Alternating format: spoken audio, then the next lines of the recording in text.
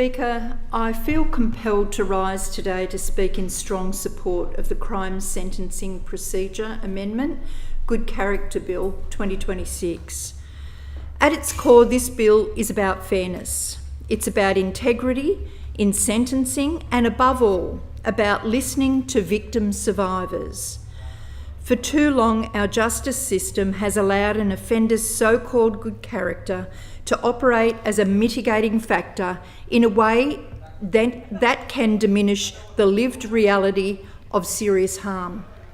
Sentencing would turn on the offence, the harm done and the purposes of justice, not on reputation, status, or whether an offender can attract impressive character references.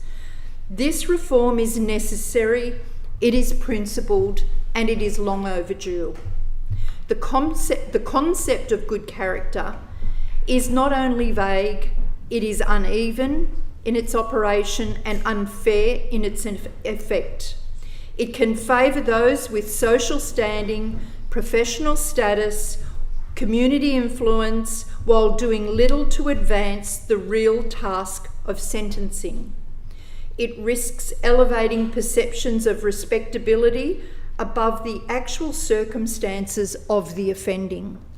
That undermines confidence in equal justice. In a fair system, a sentence should not be more lenient because an offender is well regarded, articulate, or able to call on influential supporters.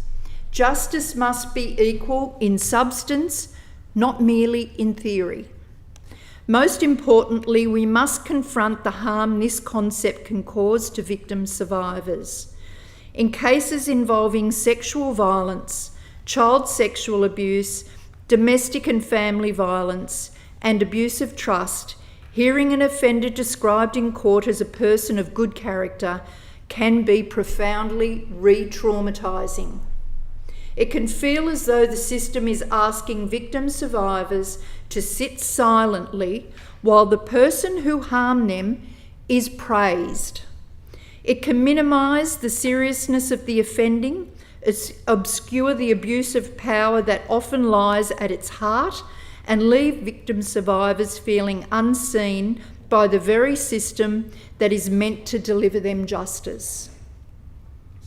This Parliament should not accept a framework that deepens that pain. We should be building a justice system that recognises harm clearly, treats victim survivors with dignity, and avoids compounding trauma through outdated sentencing concepts. Importantly, this bill does not ask courts to ignore relevant evidence, nor does it weaken the proper exercise of judicial discretion.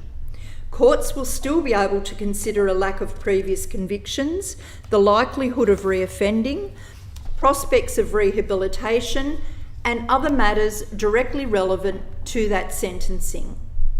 What the bill does is remove the distinct and problematic proposition that moral reputation, standing, or perceived decency should itself reduce penalty. That is a careful reform.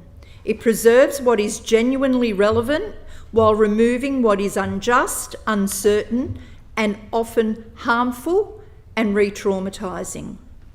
The bill is also stronger because it applies across all offences. That is the coherent and honest approach. The harm caused by the use of good character is not confined to one offence category, and victim survivors do not experience trauma in neat legislative silos. In many matters, particularly those involving domestic and family violence, sexual offending may occur alongside other offences, and quite often it does. If good character remained available for some offences but not others, victim survivors could still be subjected to the same distressing narrative that their perpetrator is, somehow, even though convicted, a good person. This bill addresses that problem directly. It promotes consistency in sentencing law and sends a clear message that reputation must not outweigh harm. The bill also includes an important statutory review to commence 2 years after the reforms begin. That safeguard is significant. It will allow careful examination of how these changes operate in practice, including in domestic and family violence matters and in relation to the continuing operation of the special rule concerning lack of previous convictions in child sexual offence cases. That review reflects a sensible approach, determined reform, but also accountable reform. It ensures that as we improve the law for victim survivors and strengthen confidence in sentencing, we also remain attentive to how the changes are working in practice.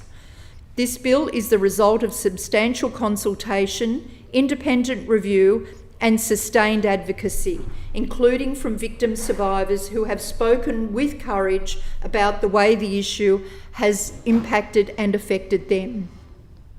Their voices matter, and this reform answers them. It will make sentencing in New South Wales fairer, clearer, and more principled. More than that, it will help ensure that our laws do not add to the burden carried by those who have already suffered serious harm. This Parliament should be clear about where it stands, with equal justice with victim survivors and with a sentencing framework that reflects the seriousness of offending rather than the status of the offender. I thank the Attorney General for bringing this bill back into the House, and I support the bill wholeheartedly and commend it to the House.